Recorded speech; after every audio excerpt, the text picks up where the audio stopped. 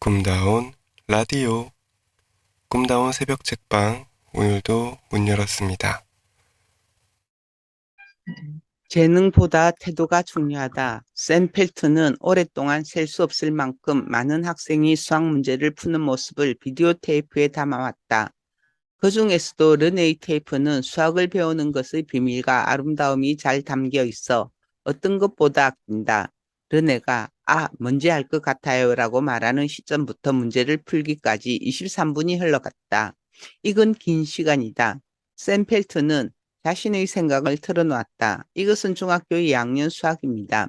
만약 중학교 2학년짜리를 르네가 앉았던 컴퓨터 앞에 데려다 놓으면 몇 번 시도를 해본 다음 못하겠어요. 설명해 주세요. 라고 말하겠죠. 저는 그럴 거라고 생각합니다. 샘 펠트는 고등학교 학생들에게 스스로 풀기 어려운 문제를 풀다가 포기하기까지 몇 번이나 시도를 해보느냐고 물어보았다. 그 대답은 30초에서 5분까지 다양했는데 평균을 내보니 2분이었다. 그러나 르네는 끈질기게 도전했고 시간에 구애받지 않고 같은 주제에 반복해서 접근했다. 또한 자신의 생각을 말했고 계속 값을 집어넣었다. 그러면서 무의식적으로 수직선 걷기에 대해 배운 내용을 떠올리며 완벽하게 옳다고 인정할 수 있는 답이 나올 때까지 멈추지 않았다. 르네는 수학을 잘하는 타입이 아니었다. 그녀는 기울기나 정의되지 않는 수 같은 개념을 명확하게 이해하고 있지 않았다. 하지만 샘펠트가 보기에 르네만큼 인상적인 학생은 없었다. 자기가 하는 일을 납득할 때까지 밀어붙이는 저력이 있어요. 그녀는 피상적으로 그래, 네 말이 맞다라고 한마디 하고 그냥 가는 것을 용납하지 못해요. 그런 사람이 아니죠. 이건 정말 드문 경우입니다.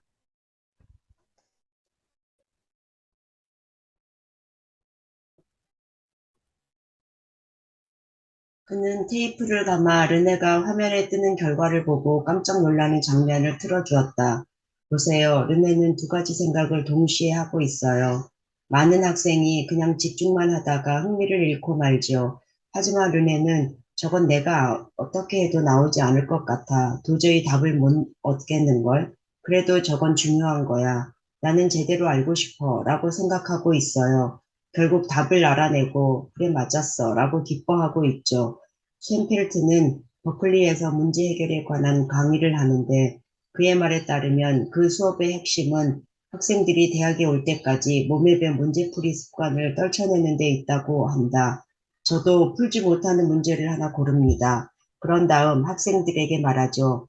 이것을 집에서 2주일간 푸는 거다. 나는 여러분의 버릇을 알고 있지. 첫 주에는 아무것도 하지 않다가 둘째 주에 가서야 손을 대기 시작하겠지. 경고하는데 첫 주를 헛되이 흘려보내면 절대 풀지 못할 거다.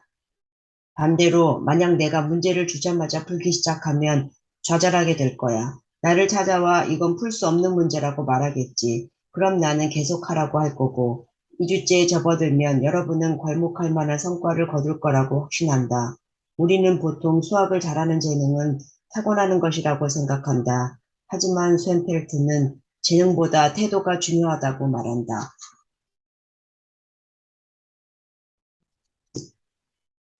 시도하고자 하면 수학을 마스터할 수 있다는 얘기다. 샘펠트는 학생들에게 그것을 가르치고 싶어 한다.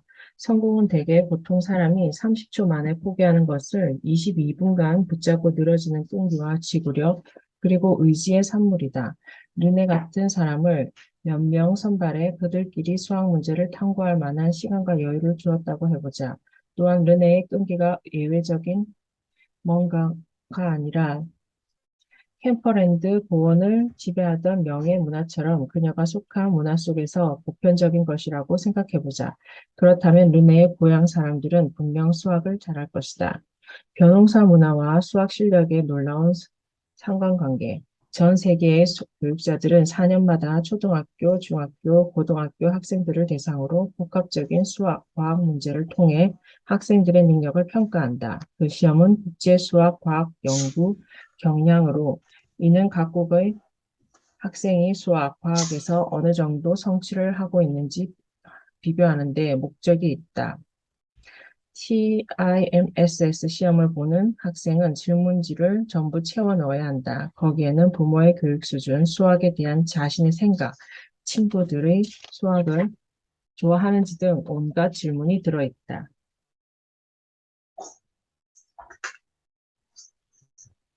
변호생 284페이지. 이것은 사소한 몸풀기용 문제가 아니라 질문이 120개나 될 만큼 엄청난 분량이다.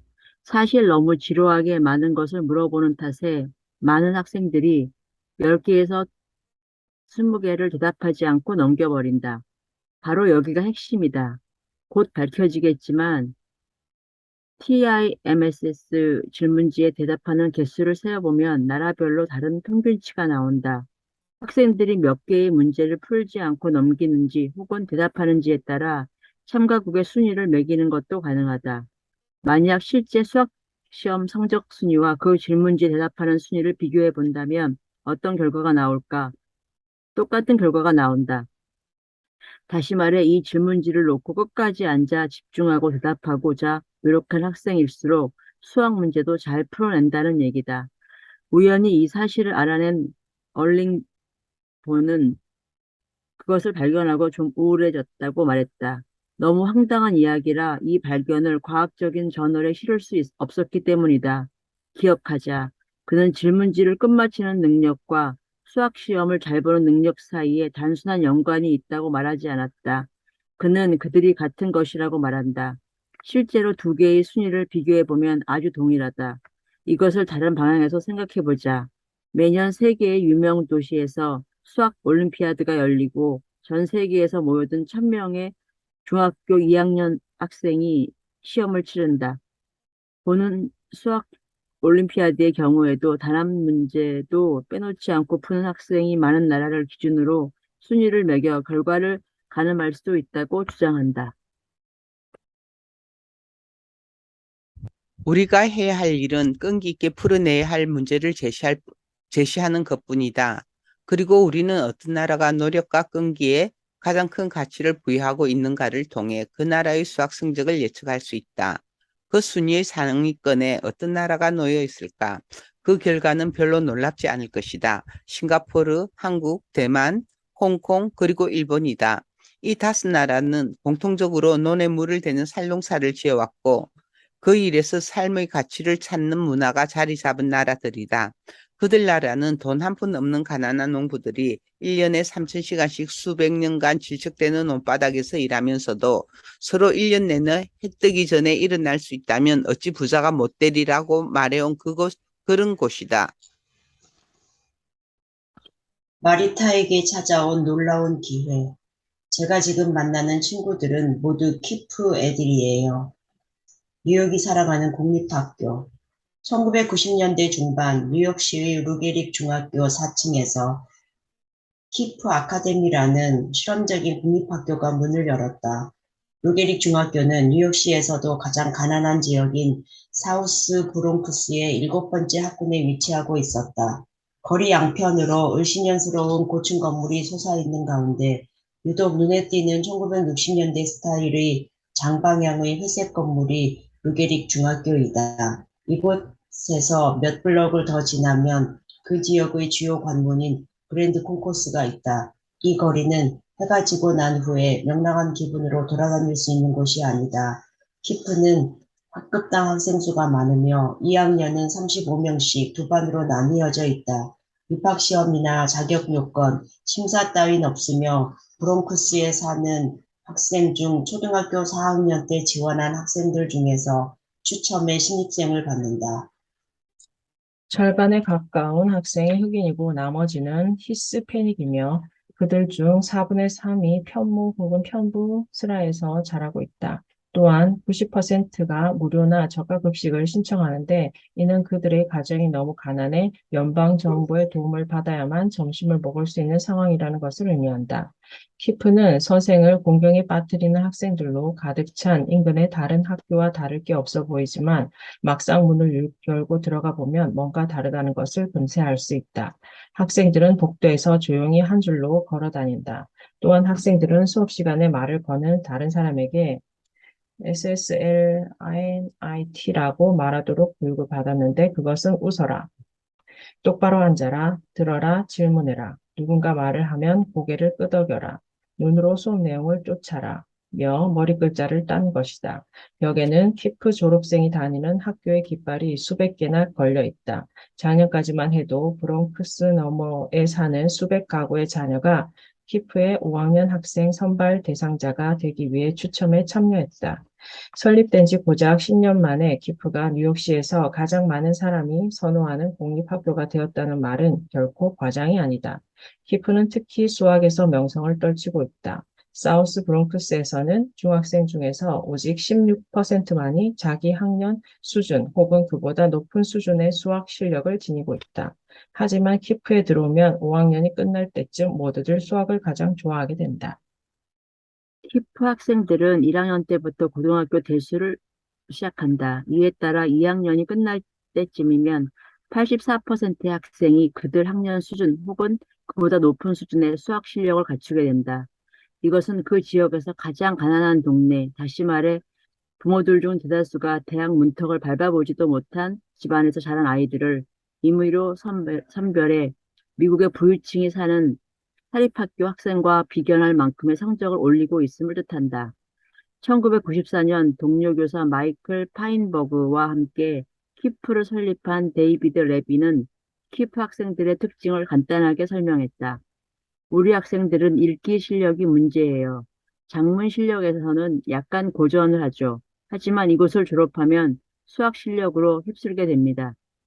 현재 미국 전역에는 50곳이 넘는 키프 학교가 있으며 계속 늘고 있는 추세이다. 키프 프로그램은 미국에서 가장 주목받는 교육 철학을 반영하고 있다.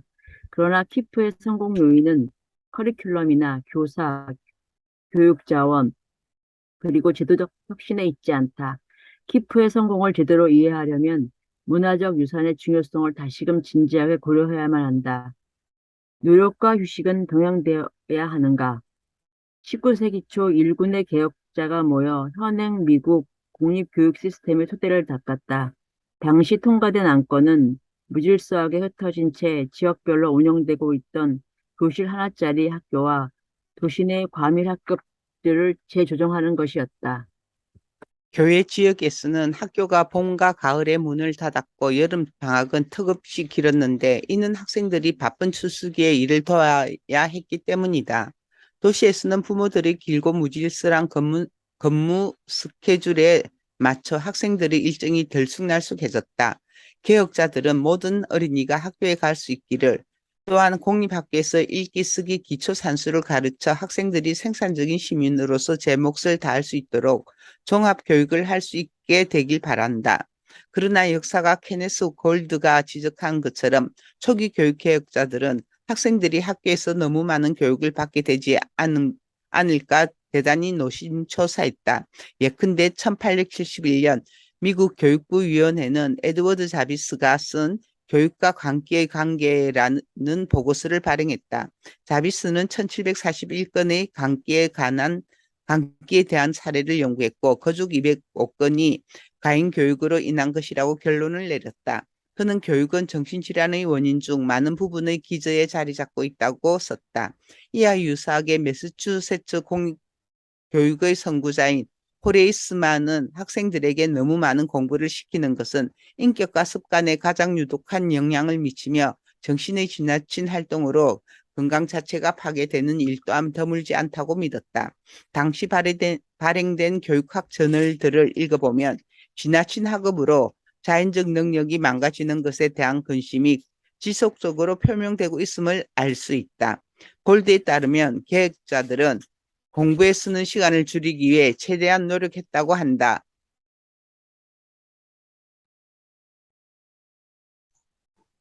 왜냐하면 장기간의 휴식이 정신을 혹사시킬 위험을 차단할 수 있을 것이기 때문이다. 토요일 수업을 없애고 수업 시간을 줄이며 방학을 늘리는 모든 변화가 19세기에 이루어진 것이다. 교사들은 학생들에게 공부를 시킬 때 그들의 육체가 정신노동으로 지치지 않도록 또한 황량해지지 않도록 주의를 받았다. 인지 능력과 분석력을 키우기 위한 휴식 시간이 주어져야 한다는 말도 함께 언급되었다. 매사추세츠 티처의 한 기고자가 말한 것처럼 학생들은 학습 과정에서 긴장 상태에 있다가 이완되는 과정을 통해 성인과 마찬가지로 그들 스스로 결론을 내리고 독립적으로 사고하며 자신이 권위자나 타인으로부터 배운 것을 검토하는 능력을 얻게 된다. 노력과 휴식이 병행되어야 한다는 생각은 일과 공부에 대한 아시아적 관점과 많이 다르다. 다시 말하지만 아시아적 세계관은 오랜 세월의 변홍사를 통해 다져진 것이다. 중국의 농부들은 주장강 삼각주에서 한 해에 벼를 2번, 때에 따라서는 3번 수확했다. 물론 노는 땅은 거의 없었다. 쌀농사를 짓는 문화권의 특징 중 하나는 비료가 수로를 통해 물과 함께 들어가기 때문에 땅이 개간되고 논두렁을 많이 파놓을수록 그 땅이 비옥해진다는 것이다. 서구식 경작법은 상황이 정반대다. 따라서 경작지가 휴식 없이 계속 작물을 생산하다 보면 토양의 양분이 사라져버리기 때문에 봄과 가을에 힘겹게 씨를 뿌리고 수확을 하면 여름과 겨울에는 땅을 쉬게 한다. 학생들의 두뇌를 향상시키고자 했던 교육개혁가들이 염두에 두고 있던 것도 바로 이 모델이다. 우리는 이미 알고 있는 것에 대한 비유를 활용해 모든 것을 이해하고자 하는데, 개혁자들이 알고 있었던 것은 계절에 따른 농사의 순환이었던 것이다. 인간의 정신 세계 역시 읽어야 한다. 그러나 너무 많이 읽으면 도리어 황폐해진다. 그러한 현상을 막으려면 어떻게 해야 할까? 오늘날 학생들의 학습 패턴을 결정짓고 있는 미국의 독특한 문화유산, 즉, 긴 여름방학이 바로 그 해답이다. 긴 여름방학의 폐해와 쌀농사 문화의 교훈, 교육에 대한 토론에서 여름방학이 화제로 언급되는 경우는 드물다. 그것은 마치 고등학교 미식축구나 졸업 파티처럼 영속적이며 없앨 수 없는 뭔가로 간주되기 때문이다. 그러나 뒤에 제시되는 초등학교 성적표를 보면 기나긴 여름방학의 가치에 대한 신념이 흔들리게 될 것이다. 다음의 수치는 존스 홉킨스 대학의 사회학자 칼 알렉산더의 연구 결과이다. 알렉산더는 캘리포니아 학업 성과 시험이라 불리는 보편적인 수학 및 읽기 평가 시험 결과를 토대로 볼티모어의 공립학교에 다니는 초등학교 1학년 학생 650명의 발달 과정을 추적했다. 학생들의 매년 첫 시험 성적을 사회, 경제적 계급을 토대로 빈곤층, 중산층, 상류층으로 나누면 다음과 같은 표가 나온다. 첫 번째 열을 살펴보자. 1학년 아이들의 지식과 능력의 차이는 압도적이진 않더라도 의미가 있다. 상류층 자녀들의 1학년 평균 성적은 빈곤층 아이들보다 32점 높지만 볼티모어의 빈곤층 가정에서 자라는 아이들의 부모는 정말로 심각하게 가난하다는 사실을 감안해야 한다. 이제 5번째 열을 살펴보자. 4년이 지나 아이들이 5학년이 되면 상류층 어린이와 빈곤층 어린이 사이에 존재했던 완만한 격차는 2배 이상 벌어진다. 이러한 성취도 차이는 수없이 반복적으로 발견되어 온 것으로 보통 2가지 반응 중 하나를 불러오게 마련이다. 첫 번째는 뒤떨어진 아이들이 부유한 환경의 아이들보다 타고난 능력 면에서 부족하다는 주장이다. 2번째는 어떤 면에서 우리의 학교 시스템이 빈곤층 아이들을 잘 가르치지 못한다는 것이다. 알렉산더의 연구가 흥미로운 이유는 이 2가지 주장이 모두 진실과 거리가 있음을 보여주고 있기 때문이다. 볼티모어시는 매 학년이 끝나는 6월뿐 아니라 막 여름방학이 끝난 시점인 9월에도 학업성과 시험을 보았다. 그 결과 9월의 시험 결과에서 지금까지와 다른 결론을 이끌어내게 되었다. 학년이 시작되는 9월의 성적과 학년이 끝나는 이듬해 6월의 성적을 비교하면 한 해 동안 학교에서 배운 것의 성과를 가늠해 볼 수 있다. 또한 학년이 끝나는 6월과 여름방학이 지나고 새 학년이 시작되는 9월의 성적을 비교하면 학생이 여름방학 동안 얼마나 더 배우고 돌아왔는지 측정할 수 있다. 이렇게 해서 알렉산더는 긴 여름방학 동안 무엇을 하고 돌아왔는가가 그의 성취도 평가에 어떤 영향을 주는지 부분적으로 알아볼 수 있게 되었다. 그러면 9월에서 이듬해 6월까지의 성적 변화를 살펴보자. 다음 표에는 학생들이 9월에 학년을 시작해 이듬해 6월에 학년을 마칠 때까지 학업성과 시험 점수가 몇 점이나 올랐는지 학년별로 기록되어 있다. 종합이라고 적힌 열은 초등학교에 입학할 때부터 5학년이 될 때까지의 모든 성적 변화를 보여준다. 처음 보았던 표의 내용이 완전히 다르지 않은가? 첫 번째 표에서의 시험 결과는 빈곤층 자녀의 학교 교육은 실패하고 있는 것처럼 보인다. 하지만 두 번째 표에서 보듯 그것은 사실이 아니다. 특히 종합을 보면 5년간의 초등학교 과정을 통해 빈곤층 자녀의 성취도는 1809점으로 나타나 상류층 자녀의 184점을 앞서고 있다. 물론 중상층 자녀와 비교했을 때 다소 부족한 성질도를 보이긴 하지만 2학년의 결과를 보면 앞선 적이 있다는 것을 알 수 있다. 이제 여름방학이 지나고 난 후 일기 성적이 어떻게 바뀌는지 알아보자. 차이가 보이지 않는가? 첫 번째 열을 통해 1학년 여름방학이 지나고 난 후 무슨 일이 벌어지는지 살펴보자. 상류층 자녀는 여름방학이 지나고 9월에 돌아오면 일기 성적이 15점이나 뛰어오른다. 반면 휴가를 마치고 돌아온 빈곤층 자녀의 일기 성적은 거의 4점이나 떨어진다. 빈곤층 아이들은 학기 중에는 앞서가지만 여름방학 동안 상류층 아이들에게 뒤처지고 마는 것이다. 1학년에서 5학년이 되기까지 모든 여름방학 동안 이뤄낸 성취도를 종합하고 있는 마지막 열을 보자. 빈곤층 아이들의 읽기 점수는 0.26포인트 올랐다. 읽기에 관한 한 빈곤층 아이들은 학교가 문을 닫으면 아무것도 배우지 못한다. 그와 대조적으로 상류층 아이들의 읽기 점수는 무려 52.49포인트나 꽁충 뛰어 올랐다. 이 결과를 놓고 보면 상류층 아이와 빈곤층 아이의 차이는 그들이 방학 기간에 무엇을 하느냐에 따라 결정된다고 할 수 있다. 여기서 우리는 무엇을 볼 수 있을까? 우리가 크리스토퍼 랭건을 다른 장에서 살펴본 부모들의 교육 스타일 차이가 아이들의 성적 차이를 해명하는 답이 될 수 있을 것이다. 아네트 라누가 연구했던 알렉스 윌리엄스의 경우를 회상해보자. 알렉스의 어머니는 집중 양육의 힘을 믿었고, 알렉스는 미술관 견학, 여름 캠프, 그 밖에 온갖 특별 프로그램에 다니며 수업을 들었다. 집에는 읽을 책이 가득했으며 부모는 아이가 자신을 둘러싼 세상과 활발히 교류할 수 있도록 최선을 다했다. 여름방학이 지난 후 알렉스의 읽기와 수학 성적이 오르는 것은 당연한 일이다. 반대편에 서 있던 소녀, 케이티 브리는 그렇지 않았다. 케이티에게는 여름 캠프에 갈 돈이 없었고 어머니가 특별 교육 프로그램에 데려가지도 않았다. 또한 집에는 읽을 책이 많지 않았다. 아마도 케이티는 텔레비전을 보거나 밖에서 놀며, 즉 누군가의 관심을 받지 못하며 여름방학을 보냈을 것이다. 결국 케이티는 알렉스에 비해 수학 및 읽기 능력에서 뒤처질 수밖에 없다. 알렉산더의 연구 결과는 미국의 교육 시스템에 대한 수많은 토론이 부차적인 것이라는 뜻을 함축하고 있다. 사실 교실 크기, 교육과정, 학습기기, 학교 발전 기금 등에 관해 토론하느라 엄청난 시간이 소요되곤 했지만 이 모든 논의는 학교가 제 역할을 해내지 못한다는 전제 하에 벌어지는 것이다. 그렇다면 학년이 시작되는 9월부터 학년이 끝나는 다음에 6월까지의 점수 변화를 다룬 두 번째 표를 상기해 보자. 학교는 제 역할을 하고 있다. 학교가 안고 있는 유일한 문제는 성적을 내지 못하는 학생들이 충분히 공부하도록 해주지 못한다는 점이다.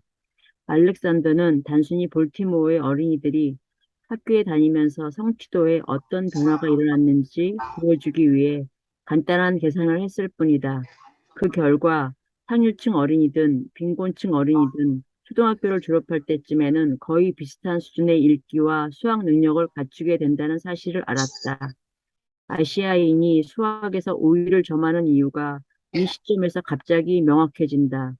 아시아의 학생들은 긴 여름방학을 즐기지 않는다. 왜 그럴까?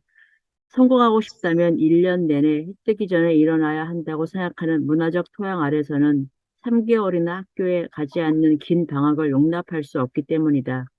평균적으로 미국의 수업 일수는 약 180일이다. 한국의 수업 일수는 220일 정도다. 일본 학생은 평균 243일간 수업을 듣는다. 한 번은 전 세계의 학생들이 수학 실력을 겨루는 시험에서 시험지에 출제된 미적분, 대수, 기하학을 수업 시간에 얼마나 다루었는지 조사해 본 적이 있다. 일본의 고등학교 3학년 학생들은 92%가 그 내용을 수업 시간에 다뤘다고 대답했다. 한 해에 243일간 수업을 듣는 교육과정의 가치가 바로 여기에 있다. 배워야 할 것을 전부 배울 수 있을 만큼 충분한 시간이 주어지고 그것을 까먹을 만한 여유는 거의 없다. 그와 대조적으로 미국의 고등학교 3학년 학생들은 고작 54%만 그 내용을 수업 시간에 다뤘다고 대답했다. 빈곤층 학생들에게 미국의 교육 시스템은 작동하지 않는다. 긴 여름 방학이 안고 있는 문제가 있기 때문이다. 키프 학교는 바로 그 문제를 해결하고자 한다. 그들은 미국의 도시 한가운데 살롱사의 교훈을 심고자 하는 것이다. 수학 때문에 울던 아이가 회계를 전공한다고? 데이비드 레미는 브롱크스 키프 아카데미에 다니는 학생들이 어떻게 교육을 받고 있는지 들려주었다. 학생들은 7시 25분부터 수업을 듣기 시작합니다. 7시 55분까지 사고 능력이라는 과목을 공부하죠. 영어 90분, 수학 90분이 매일 있고 5학년으로 올라가면 수학을 2시간씩 해요. 과학 1시간, 사회 1시간, 그리고 1시간짜리 음악 수업이 일주일에 적어도 2번 있습니다. 그 밖에 일주일에 1시간 15분씩 하는 합주 연습이 있죠. 모든 학생이 오케스트라에 참여합니다. 7시 25분부터 오후 5시까지가 하루 일정인데 5시 이후에는 모여서 숙제를 하거나 공부를 하거나 운동을 하죠. 아침 7시 25분에 와서 저녁 7시까지 있는 학생도 있어요. 평균적인 수업 일수를 놓고 본다면 우리 학생들은 일반적인 공립학교 학생들에 비해 50에서 60% 많은 시간을 공부합니다. 레비는 학교의 중앙 복도에 서 있었다. 마치 점심시간이었는데 학생들은 모두 키프 아카데미 셔츠를 입은 채 한 줄로 서서 조심스럽게 걷고 있었다. 그는 계속 말했다. 토요일에는 아침 9시에 와서 1시에 갑니다. 여름철에는 아침 8시에 와서 2시에 가지요. 레비는 7월에 학생들이 3주일 더 수업을 듣는다는 사실을 강조했다. 이들 학생은 알렉산더가 말한 긴 여름방학 동안 배운 것을 잊게 되는 빈곤층 자녀들이다. 키프는 여름방학을 길게 주지 않는 단순한 방법을 채택했다.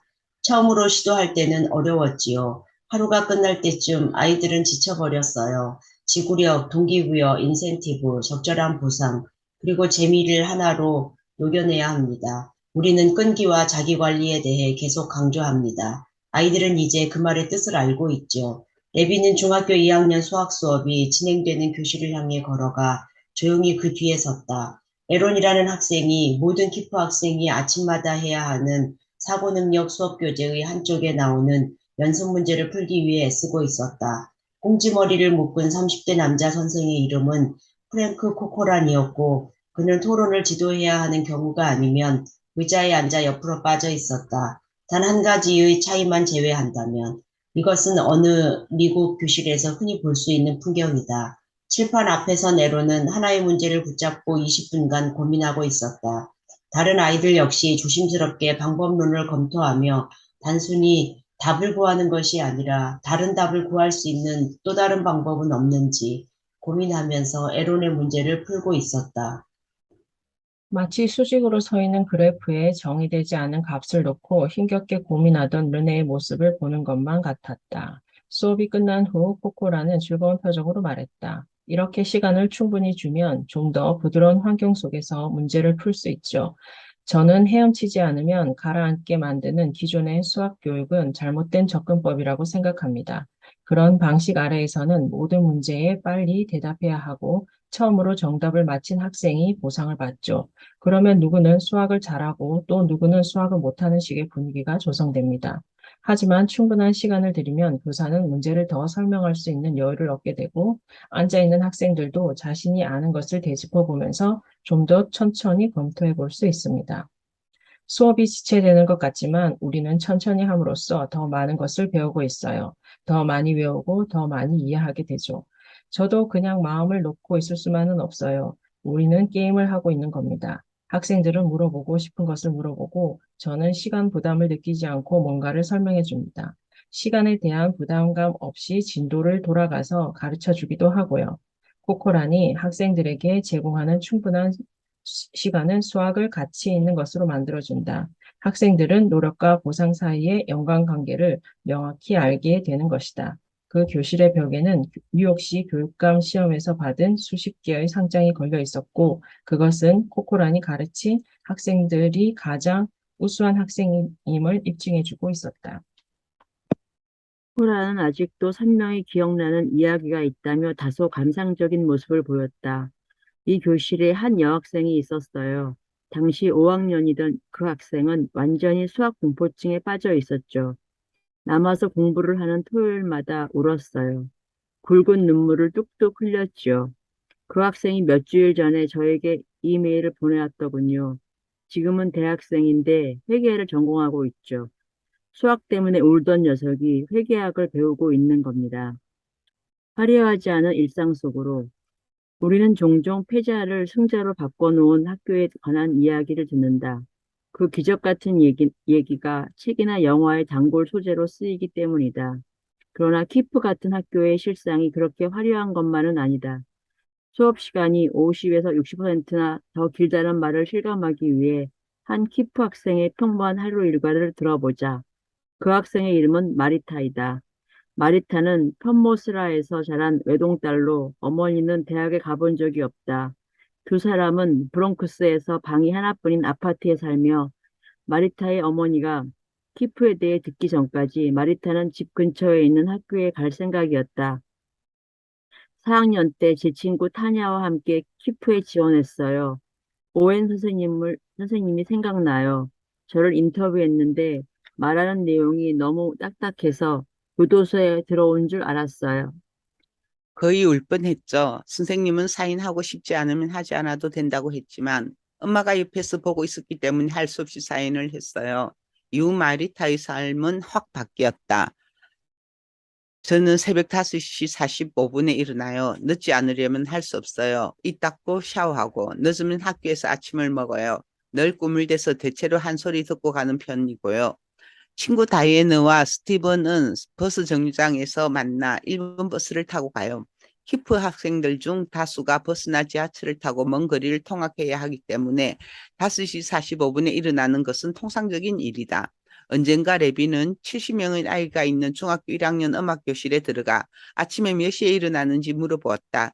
6시 넘어서 일어나는 학생은 손가락 안에 꼽을 정도였다. 4분의 3에서 해당되는 학생이 6시 전에 일어났던 것이다. 그리고 거의 절반이 5시 30분 전에 일어난다고 대답했다. 마리타의 학교 친구인 호세는 때로 새벽 서너 시까지 깨어 있을 때도 있고 그럴 때면 학교에 가기 전까지 잠깐 눈을 붙인다고 말하기도 했다. 마리타의 말은 계속된다. 학교는 5시에 끝나기 때문에 한눈을 팔지 않으면 집에는 5시 30분에 오게 돼요. 엄마한테 인사하고 빨리 숙제해야 돼요. 숙제가 별로 없는 날에는 2~3시간 걸리기 때문에 9시 정도에 끝날 수 있어요. 장문 숙제가 있으면 10시나 10시 반까지 해야 하죠. 8시쯤에 저녁을 먹고 한 30분쯤 쉬고 다시 하던 거 하죠. 숙제가 끝나면 엄마가 뭘 했는지 물어보는데 11시에 자야 하니까 엄마랑 빨리 얘기해야 해요. 내일 준비물을 챙겨놓고 아침에 챙겨놓고 침대로 들어가야 하니까요. 오늘 무슨 일이 있었는지 얘기하다가 11시가 넘으면 엄마가 졸기 시작해요. 그러면 저도 자고 다음날 아침에 또 일어나는 거죠. 저는 엄마랑 방을 같이 써요. 침실이 작아서 둘로 나눠 쓸 수가 없어요. 마리타는 자신의 삶을 있는 그대로 말했지만 자신이 다른 아이들과 얼마나 다른 방식으로 살고 있는지는 전혀 모르고 있었다. 마리타는 로펌에 들어간 신참 변호사나 레지던트 과정의 수련회처럼 살고 있다. 남는 것은 퀭해진 눈가와 빈 커피잔으로 이것은 마리타처럼 어린 소녀에게는 어울리지 않는다. 할 일이 너무 많을 때는 잠을 포기하기도 해요. 12시 넘어서 잘 때도 있는데 그러면 다음날 오후쯤 졸려요. 가끔은 수업 시간에 졸죠. 그래도 배워야 하니까 어떻게 해서든 깨어 있어야 해요. 한 번은 졸다가 선생님께 걸린 적이 있는데 수업 끝나고 얘기 좀 할까? 하시더니 왜 졸고 있니? 라고 물어보시더라고요. 그래서 늦게 자서 그렇다고 말씀드렸죠. 선생님은 넌 좀 더 일찍 자야 해. 라고 하셨어요. 21세기 마리타의 기적을 꿈꾸다. 마리타의 삶은 일반적인 12살짜리와 다르다.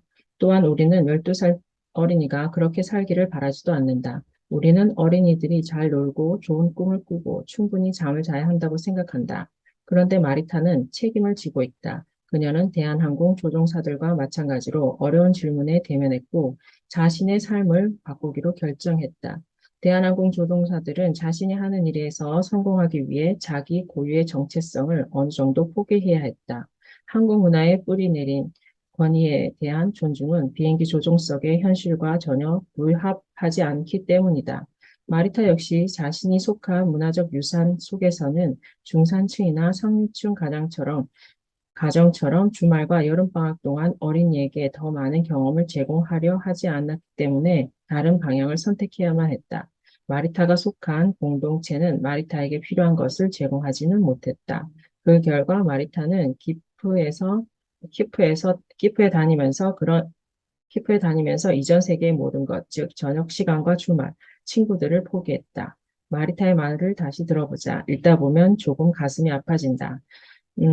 저는 5학년이 되었을 때도 예전에 다니던 학교 친구랑 계속 연락하고 있었어요. 금요일마다 학교가 끝난 후 그 친구의 집에 가서 일하러 가신 걔네 엄마가 돌아오실 때까지 함께 있었죠. 걔네 집에서 숙제를 하곤 했어요. 그런데 그 친구에게는 숙제가 없어요. 제 친구는 너 정말 학교에서 공부를 많이 하는구나 라고 말했죠. 자기도 키프에 가고 싶지만 거기에 다니면 너무 힘들어서 다니고 싶지 않다는 말도 했어요. 저는 다들 키프에 다니는 것이 힘들다고 하지만 한 번 적응하면 별로 안 어려워 라고 했죠. 그 친구는 그건 내가 똑똑해서 그런 거야 라고 하더군요. 저는 아니야. 우리 학교 애들 중에 똑똑한 애는 없어 라고 했어요.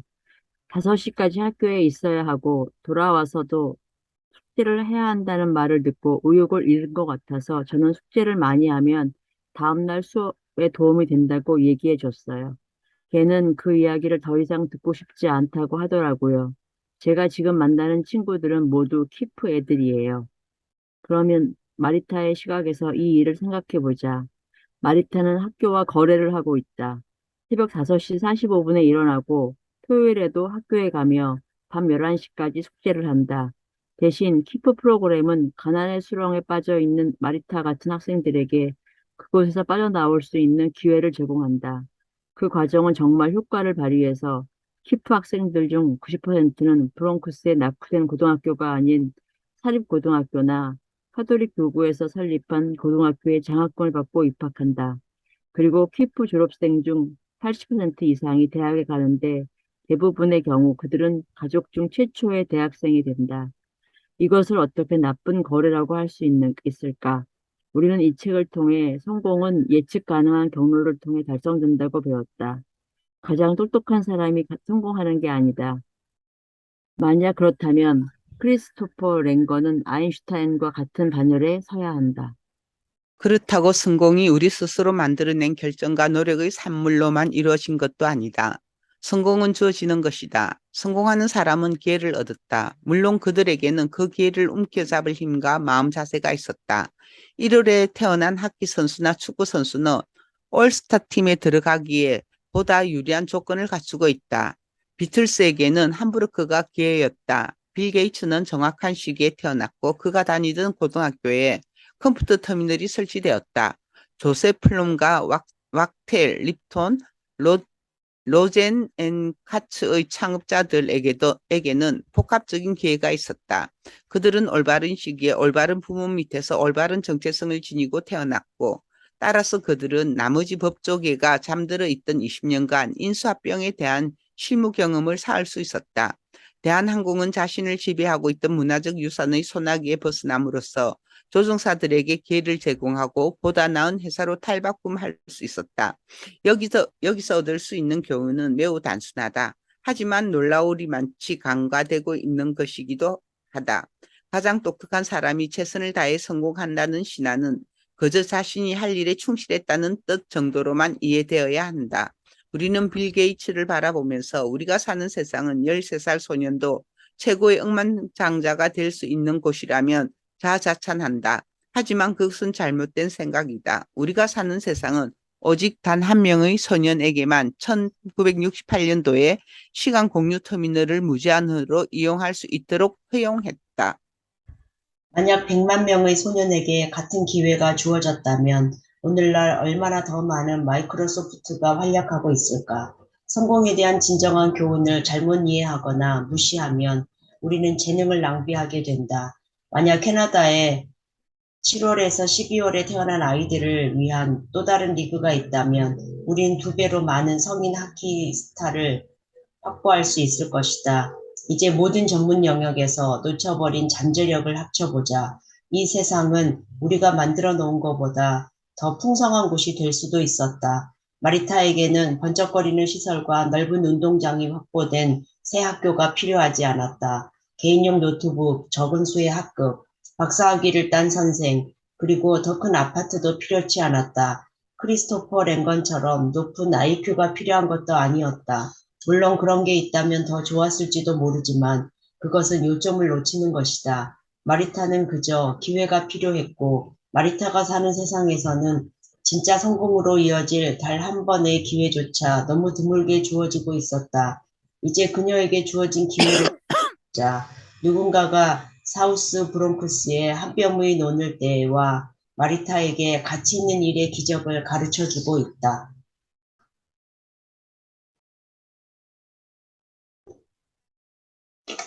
오늘 여기까지 읽을게요.